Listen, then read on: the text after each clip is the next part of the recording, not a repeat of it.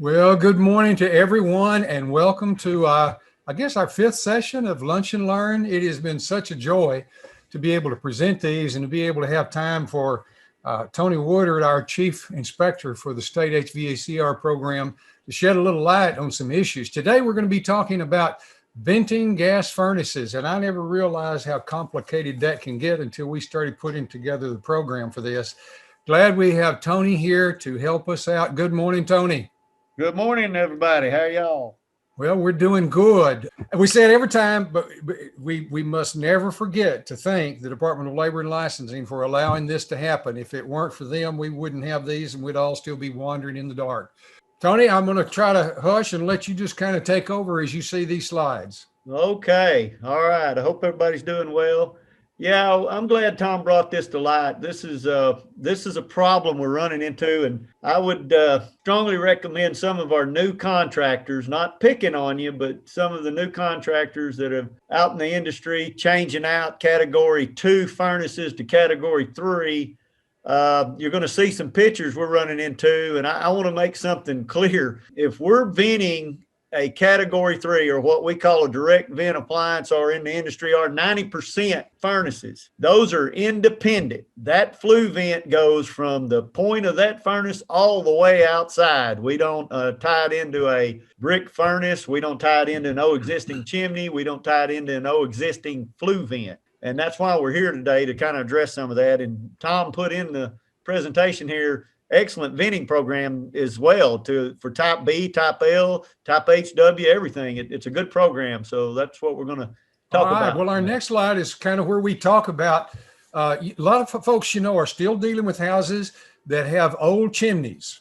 Yes, sir. Used to have a fireplace, or maybe used to have an old stove vented into it, or even a water heater vented into it. What's the code say about that? And the code is clear on that. They really don't want you going in there. Now, what's happening is you'll come up to a job site and there'll be a changed out piece of equipment, and they'll go, well, that vent was already there, so I brought new venting from my appliance to where it entered the existing flue chase or flue tile or existing flue vent. Don't do that. We need to ensure that we have proper venting. Majority of these are oversized, especially when you're talking about a draft collar type of vent versus a induced draft motor, which we have in there. So as a non-combustible seal, that's kind of what we're talking about. You can't seal those type of apparatuses, we'll call them, that you're going into. Well, I guess, if somebody finds themselves in a position like that, and I know in Little Rock up in the Heights, you'll see a lot of stuff like that. If you want to know what the code says, go to 801.10.1. That's the beginning point to figure out what you're supposed to do. And of course, always check with your local code inspector as to how he interprets it, so you will make sure that you're going to do it right. And I will stress to that point, your instruction booklet now, when you go to the I&Os, they used to be 15 pages. Even a category 2 is like 30 pages. Category 3 is 70 to 100 pages. And the reason that is, if you'll go to your table of contents and go to venting, you'll see the venting on a category 3 furnace is 20 pages. And they're pictorials showing you exactly, you can't go into these old existing places. So it's lovely to go back and grab your code, but on the spot, your instructions are your guide. It's going to not just explain it, it's going to show you in a pictorial graph, a diagram of how you should or should not vent that appliance. Yes. What you were just saying, wasn't it? Yes, by the manufacturer instruction. PVC venting is only done, we don't have in the Arkansas Fuel Gas Code or the International Fuel Gas Code a venting chart for PVC.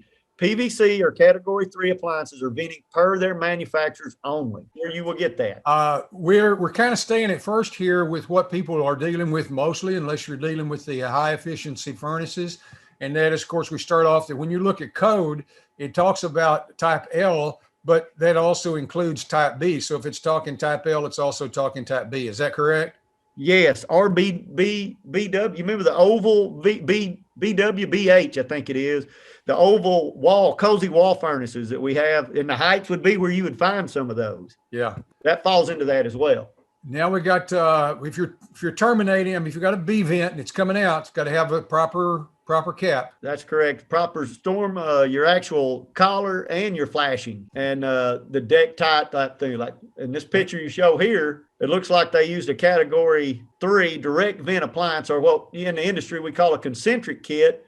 And without getting up there, it doesn't look like they sealed that. They just shot it up through there, but it could be sealed. I don't see the storm collar brought back down over it, is why I'm assuming it's not sealed. Yeah. In terms of the height of that, how tall it's got to come off the roof, that's nobody wants to get up there with a tape measure and measure 10 feet over and how far up and all of that. Here's a chart that you sent me to that comes from the International Fire Gas Code. Yes, and I want to emphasize the point that this is a type B, type L chart. Mm-hmm. You will get your clearances and your height strictly by manufacturer instructions on PVC or concentric kit venting.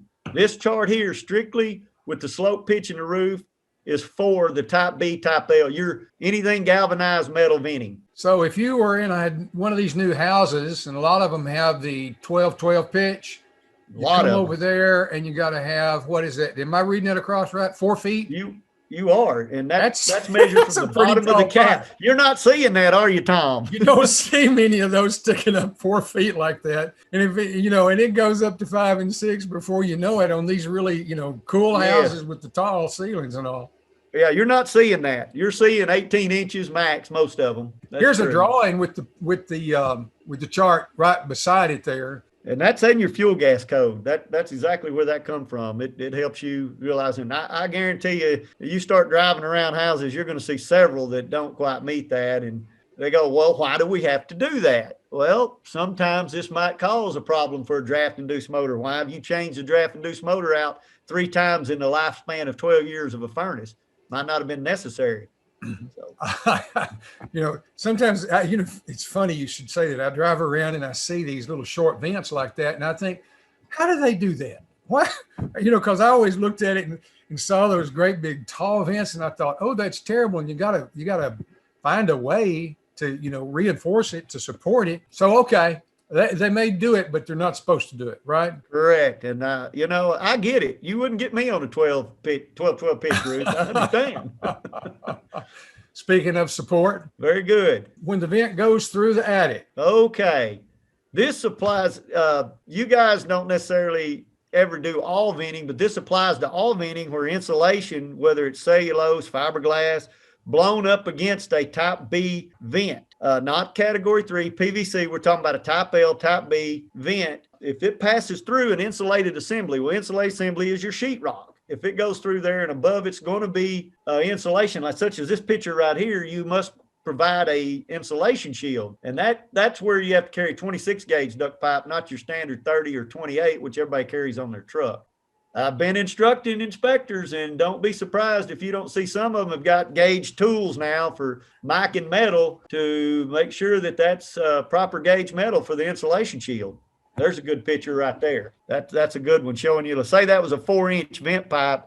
You got your 6-inch duct pipe going through it, and it will come up above the top of the insulation level, your vent going on through. I know it's overkill, but it was put in the code due to fires, but I'm sure there was other reasoning why it caught on fire, but it is what it is. So we got to have 2 inches above insulation in the attic, and got to have a 1-inch clearance within that shield there for the pipe to go through. Hey, here's one. I'm still occasionally hear people talk about using single wall pipe. Where can That's a good picture. I'm glad you use that pictorial, Tom. And pay close attention to that little point where it says draft hood. All of us are heating and air folks, so we know the theory of heat moves from what? Warmer to a cooler. So when you go with a single wall connector, that thing's actually cooler when you first start until you start heating it up. So the heat, that inrush of air on the outside of that draft collar is going to force that to rise and go through there. I wish this wasn't in the code and we could just say, forget the single wall pipe, go double wall from here on, especially since we don't have many draft collars other than water heaters. And I have checked with ICC for the verbiage and language, and that is exactly why they still leave that in there, is for the fact that we still have a lot of draft collars on water heaters. The heat and air industry, you guys with the draft-induced motors, double wall it, guys and gals, please. Stay away from the single wall connector. Keep double wall. The idea, of course, if I'm reading it right here, you can use it in the same room there as the appliance, but you cannot go through the ceiling with it. You've got to change over to B vent before you do that. Correct. Attic or crawl space, not allowed. condition Gotcha. space only. And here it talks about the pitch, because you can't always go straight up. No, sir. Can't always grow. And it talks about the 2% vertical horizontal run. That's really low, 1 1/4 unit. You really want more than that, but per their pitch, they're talking about there for the rise. This happens now because we have such high pitched roofs. They always want the vent on the very back of the home. And you can see some very, very long. I can see 3 or 4 or 5 foot joints connected together just to carry the vent to the back of the house. But we have such high roofs now that we can keep a good 45-degree angle on that to keep the pitch up to where it needs to be. Now, it's obvious, Tony, that you must be seeing a lot of problems with direct vent, because when we started off, when we were still talking B vents, you were ready to go to this slide. We're ready now, buddy. We're going to turn you loose. I want to. This is what we got to listen. The best appliance we have are direct vent appliances. And I want to get out there that for something to be a direct vent appliances, we run into this. Well, they'll be in the attic and they'll turn a 90-degree elbow off the intake and run the vent on out. If you're a 98% and you read those full instructions where they're telling you to direct vent something, for appliance to be direct vented, it's in the same 3-foot atmospheric pressure. Your intake and your initiation and terminate are in a 3-foot circle. That's why your category 3 can be so close to each other, and you have to use the venting chart and venting instructions over those to achieve that. That's why the concentric kit, you see that it exhausts right at the top, and at the bottom it intakes right in there, and it cools that pipe down. That's where all that water, extra water, comes out of there. But this is one of the number one things we see wrong on category 3 is the venting. And like I said, there's several pages on it. Plastic PVC joint. I want it to be clear. It's got to be purple primed, everybody. It's a color contrast. You're seeing it in the INOs now. We've had several schools where they didn't prime it. They tried to use a clear primer. They didn't. That purple roughs that up. It adheres those two joints together, and they came undone on the elbows. It's prime right there. The color of primer, it's going to be purple, not blue, rain and shine, not the old orange on CVPVC you use on trailers, purple or violet, if that's what violet color, whatever you want to know. It's just like doing a drain waste and vent, the 3-inch gas vent, purple prime on your flue venting. So now when you go to the store and you can see the glue there, and you can buy the primer and you can buy the glue, and then they've got one that says all in one. That's the old rain and shine blue, correct. So you got to stay use it away all day from on your all in drain one. lines. It's not approved for the flue venting, the combustion air, the flue venting of your category 3 appliance. Okay. Here's an interesting one, and we had some slides showing the PVC running up through up into a B vent. Yeah. Is that okay? Only if you're carrying, you can use that B vent as a collar, a shield, a flue line. If you're going all the way through it, you cannot terminate your flue vent into a type B vent. Can't do it. It's independent all the way out. Why is that? Because of you have two different temperatures, and you have you're expanding immediately off of that PVC. It's at one temperature, the vent's at another temperature. What a category 3 does, it produces so much moisture. Now you're doubling up the moisture intake. It won't necessarily stay into that flue. It can come around the outsides, not sealed, creating a negative effect on the flue vent as it rises, not to mention you're not keeping a continuous smooth flow with that water. That's designed for that water to come back down into the collector box and go through the drain on the category 3.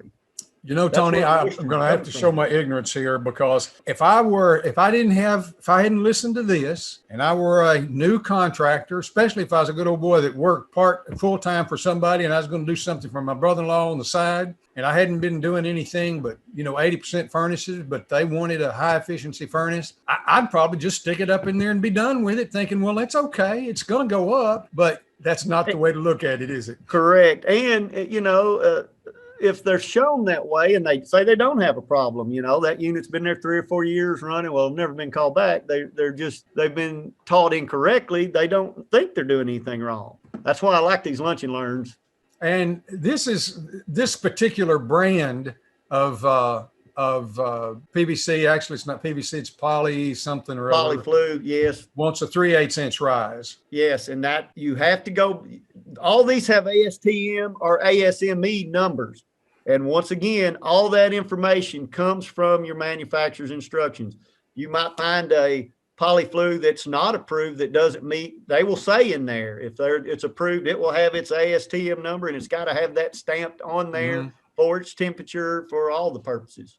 Here's just a drawing from one of the, again, from the Polyflu, and we're not necessarily recommending Polyflu over anybody else. It's just the one that I was able to pull up, but it shows the horizontal support spacing and the vertical support spacing, which if you don't have it, you probably could use this just as a guide. But if you go to your manufacturer's instructions, they'll probably have something very similar to this for you to go by on how to support it. They will. You're right in that. One of the things, Tony, that I'm kind of excited about is we're starting to hear reports from the field that people are using these, to get updated themselves, to get some clarification for themselves. And then I think the most exciting things are using it as a training tool. I had one contractor this past week said that he and some of his property management people were starting to use these lunch and learns as a training tool so that they knew what to do. So, if you've got a company and you want your people to be trained, we hope that you will pull up the past episodes of Lunch and Learn. You can do that by going to our website. Last time we reported, same as we will this time, that if you've got questions, compliments, or complaints, this is the phone number that the Department of Labor and Licensing would like for you to use. And that's kind of your direct link for being able to have questions, compliments, or complaints. Our next issue will be in March the 8th. March the 8th, 1 month from today. Not sure what the topic is. If you have a topic that you want Tony to cover, if you'll call that other number that we just had right there, or if you will call the association, we'll get it worked in. Tony, how do you pick a topic? To be honest, Tom, it's just, we have these Lunch and Learns, and it's whatever I run into tomorrow. And I'll probably run into something tomorrow. Got a big run tomorrow, Camp Robinson, Fort Chaffee, Bella Vista. It's one of these 400-mile loops I do. And it's just whatever spur of the moment I run into that day. And I'm like, that's a good one to talk about.